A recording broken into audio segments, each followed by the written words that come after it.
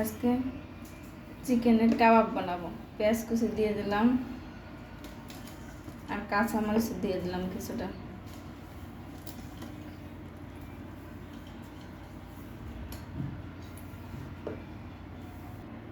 এক চামচ হলুদের গুঁড়ো দিয়ে দিলাম,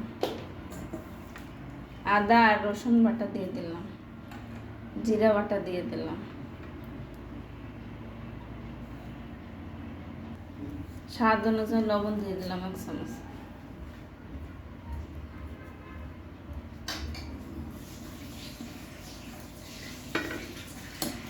আর কিছুটা ধনিয়া পাতা দিয়ে দিলাম।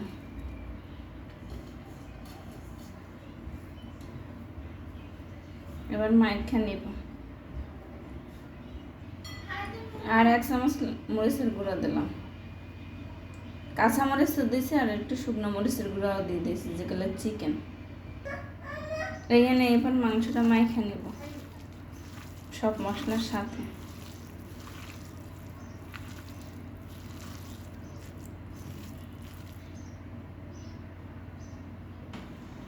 মাখা শেষ, এবার একটু লেবু দিয়ে দেব, লেবুর রস।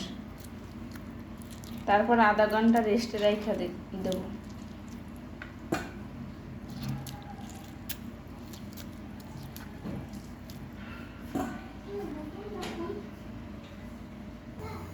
এখানে বিস্কুটের গুঁড়ো রাখছে এই সাইজের করে, তারপরে করে নিব সবগুলো।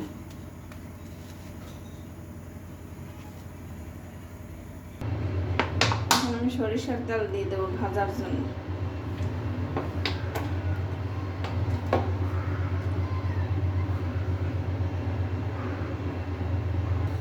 আমার সবগুলোই বানানো শেষ, এবার এক এক করে দিয়ে দেব।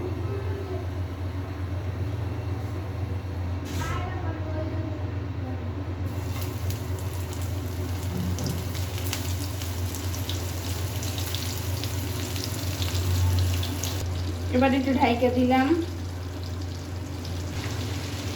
ফিরেই দিচ্ছি। এবার খুব সুন্দর কালার আছে।